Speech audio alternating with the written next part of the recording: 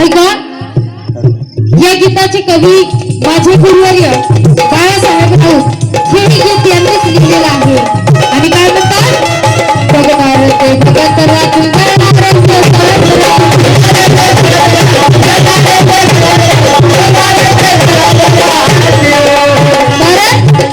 कधी डीजे तर कधी पुस्तकात साजरी करू, गाव शहरात घराघरात साजरी करू.